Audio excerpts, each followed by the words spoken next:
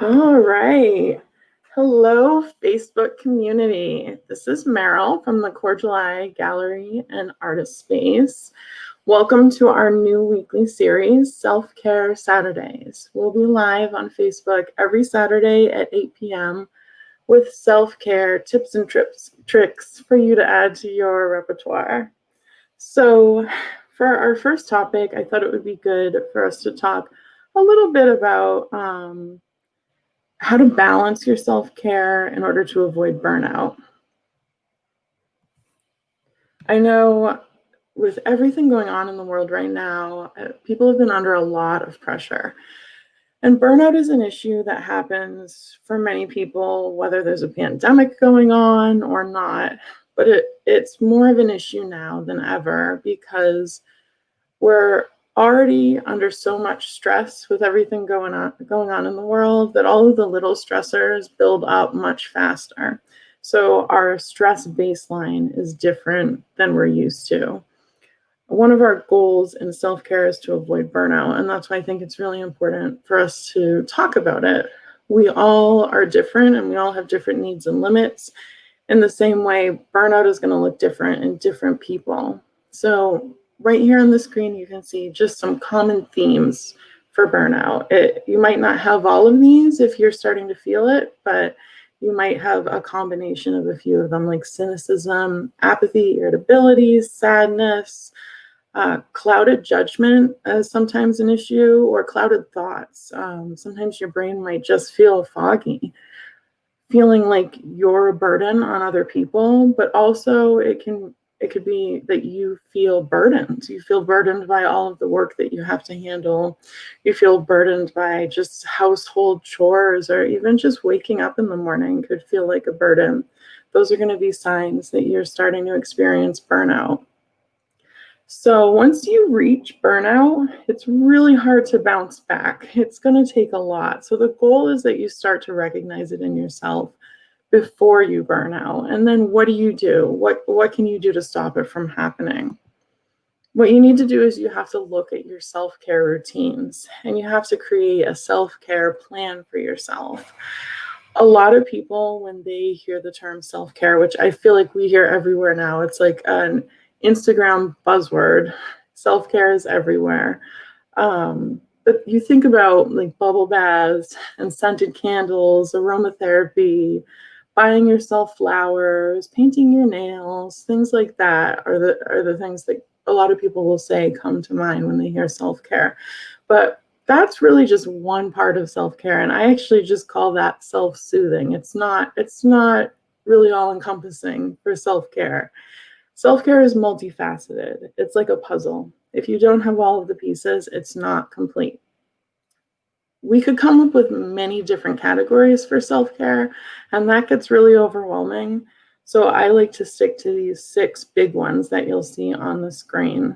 You'll see personal, physical, professional, emotional, spiritual, and psychological.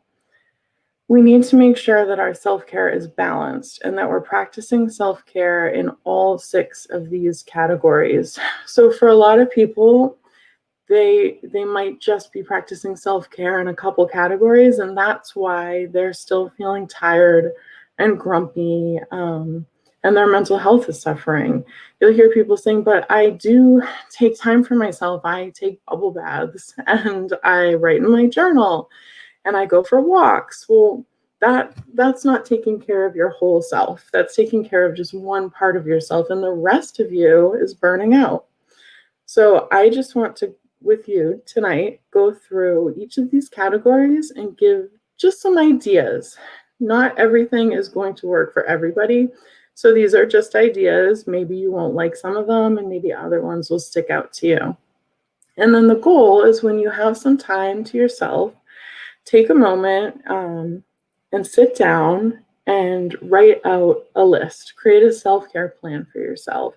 I'd love for you to write out each of these categories on a piece of paper, and then under each category, come up with activities that you really enjoy, that really fill up your cup. And make sure that it's a balanced plan and that you have kind of an equal amount of activities in each category.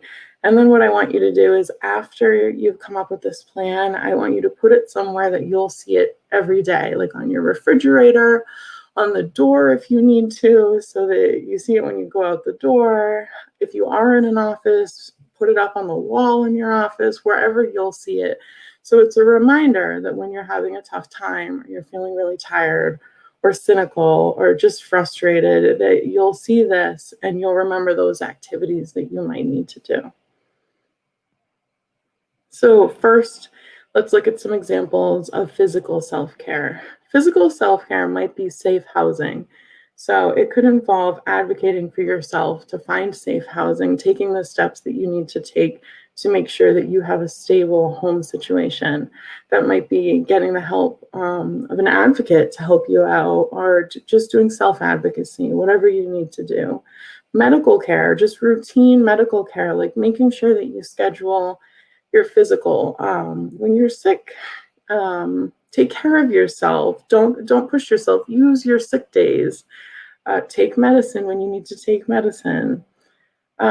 Sexuality is important, like honoring that and making sure that you really know your identity and are making sure that your needs are fulfilled. Getting adequate sleep is so important for everybody. And that might mean coming up with new routines to make sure that you're getting more sleep. If you have insomnia, it might mean talking to a professional to work that out, make sure that you're getting enough sleep.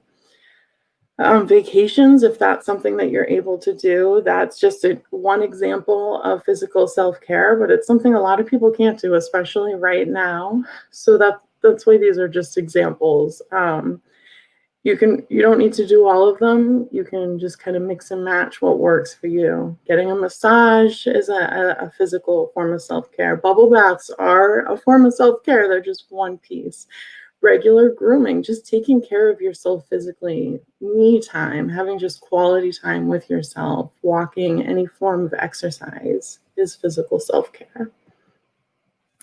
Professional, a lot of people forget about professional self-care, but it's super important. You need to make sure that you're taking your breaks, that if you get a lunch break at your job, that you make sure that you take that lunch break and you don't do any work during that lunch break. Set boundaries for yourself. If you're working from home, don't just work whenever you want to. Set specific times, like I'm going to start working at 9, I'm going to stop working at 5, and don't go over that. Stick to your own boundaries and learn to say yes and no to the things that you can and can't do. Those are important boundaries to have with coworkers, supervisors, anybody that you're working with. Don't do unpaid overtime. If your salary, that's one thing. And if you're getting paid overtime and you need the money, that's important.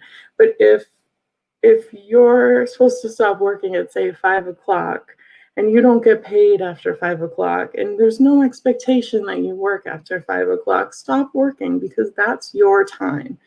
Learn to value your time and recognize that you deserve to have that break to relax at the end of the day. Leaving work at work, not thinking about work while you're lying in bed at night, which it's hard, but get support around it if you need the support for that. Making sure that you're getting support from supervisors, coworkers, whoever you can in the workplace. That's so important. Saying no, again, it's so important to be able to say no. We, especially those of us who really want to people please, it's in our nature. It's so important that we really make a conscious effort to say no. And if it helps, just say to somebody, well, I'll think about it and I'll get back to you. You don't have to say yes or no right away. You can give yourself that time to think, because for somebody who says yes a lot, yes just comes out sometimes. So if you get in the practice of saying, let me think about it, it gives you an opportunity to pause and think about the trade-offs. What are you giving up in order to say yes to that person? And sometimes saying no is saying yes to yourself. So it's important that you take the time to think about it and say no when you need to. Planning for the future, planning for your career. Where do you want your future at work to look like? Taking classes is professional self-care. Use all of your paid time off. That's a benefit that you deserve, and you work for that benefit. So take sick days when you need to take sick days, and take all of your vacation days because you deserve that. And take mental health days. Not all jobs will recognize that a mental health day is important. So doesn't mean you're necessarily going to say, hey, I'm using a mental health day today, depending on what your job is. But use that sick time for all aspects of your wellness. That's what it's there for. And your mental health is a part of your health. So if you need to take a mental health day, use your sick time for that. Emotional self-care. Give yourself affirmations to say to yourself. Look in the mirror and tell yourself that you love yourself and that you're doing an amazing job. Work on self-love, practice that. If you need support from a therapist, get support from a therapist. If you need support from friends, build that support network so that you can learn to love yourself. Social justice engagement is a really important form of emotional self-care, especially in the world right now. It's a way that we can feel fulfilled, and social justice is something that we're connected to emotionally, and that's why it's in this category of self-care, making sure that we're doing what we need to do to feel emotionally good about ourselves and the world around us. Laughing, whether that's from telling jokes or watching stand-up comedy or just hanging out with friends that make you laugh. Expressing love to people, expressing love to yourself, expressing love to your family, expressing love to your friends. This can be romantic love, platonic love, just express it. Watching funny movies and TV, again, that ties into laughing. Exploring hobbies, finding new hobbies, finding things that really fill you up and make you happy. Treat yourself. Sometimes you just need to treat yourself to something. Cuddle with pets or people or whatever makes you feel good. Compliment yourself and forgive yourself. Don't be hard on yourself. Give yourself forgiveness just like you would give other people. Spiritual self-care. Now, when people hear spiritual, sometimes they think of church and religion. And if you're a religious person, then that absolutely fits in here. Then your religion is going to be part of your spiritual self-care, connecting with people at your church, connecting with your religion. That's spiritual self-care. But spiritual self-care does not have to be about religion at all. It's really about connecting with your soul, connecting with nature, just connecting with that spiritual side of you. It's related to just learning to cherish yourself and honor yourself, connecting with the world that we live in. For me, walking in the woods is something that is part of my spiritual self-care, and going to the ocean and just sitting by the water and listening to the waves, it's something that really soothes my soul. So those are just some examples. Meditating, singing, dancing. When you hear about people saying dancing in the rain, that's a spiritual form of self-care. Playing, just finding that kid in yourself and connecting with that child, that's spiritual self-care. Swimming in the ocean, volunteering, soul searching. Sometimes we all need a little bit of time to just do some soul searching and figure things out. Psychological self-care. This can look like self-reflection, really thinking about our behavior and why we are the way we are, why we do the things we do. This is a huge part of growth for not just kids, but for adults. This is huge for adults, just learning to reflect on yourself and your behavior and become a better person. Therapy is, of course, a big piece of psychological self-care, and I recommend therapy to anybody. There is no shame in it. I think everybody can use therapy at some point in their life. Support groups is another great form of psychological self-care. Journaling, self-awareness, sensory engagement, really like finding things that engage all of those senses, like smelling, like aromatherapy is great sensory engagement. Baking is really great because it involves a lot of senses, tasting, feeling things as you're feeling the ingredients, all of the smells. That's a great way to engage senses. Reading a self-help book or finding a self-help workbook to deal with worksheets. That's a great form of psychological self-care. Learning to ask for help when you need it, and also learning to accept help when it's offered. That's huge. Just sit down and list out your positive traits. That's a really great activity because we're our own worst self-critic. So sometimes it's good when we force ourselves to compliment ourselves. Practicing grounding and meditation. Personal self-care.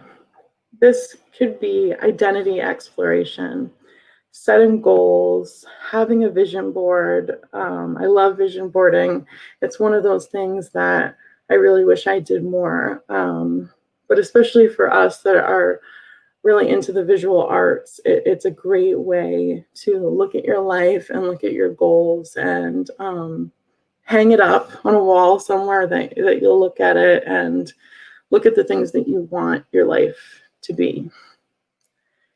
Fostering friendships. Sometimes you have to be really intentional about that. And that's a huge form of personal self-care because our friendships are a huge part of our support network. And we need that in order to thrive. We need to feel supported and loved.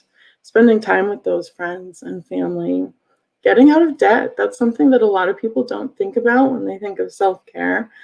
But financial freedom is huge for self-care because debt and money is just so stressful and it's really draining on us. So like getting into a habit of paying bills on time if you have the money to pay them, and just working on debt and credit and all of that stuff. That's a form of personal self-care. Learning an instrument, writing a book, hosting an event, which a lot of the times is just virtual now, but still like have a game night or if you're invited to events, try to make yourself go to them. Sometimes we just want to kind of just sit and keep to ourselves. We get so used to being isolated now that I think it just becomes a habit that we don't connect with other people. So we have to be really intentional about forcing that connection.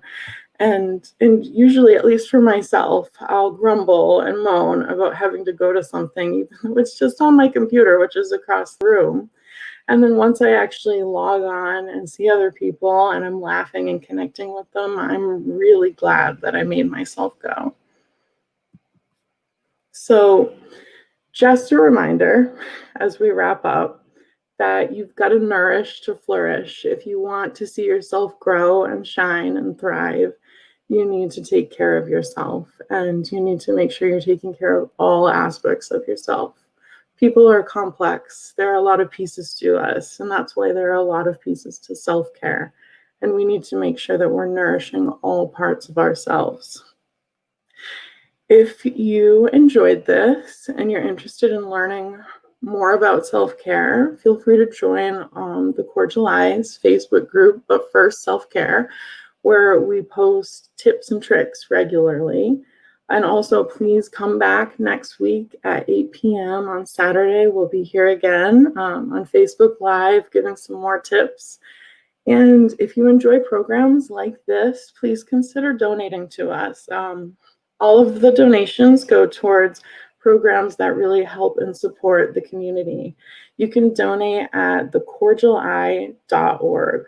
And thank you so much for checking this out and being with us tonight. Until next time, stay safe and stay well. Thanks.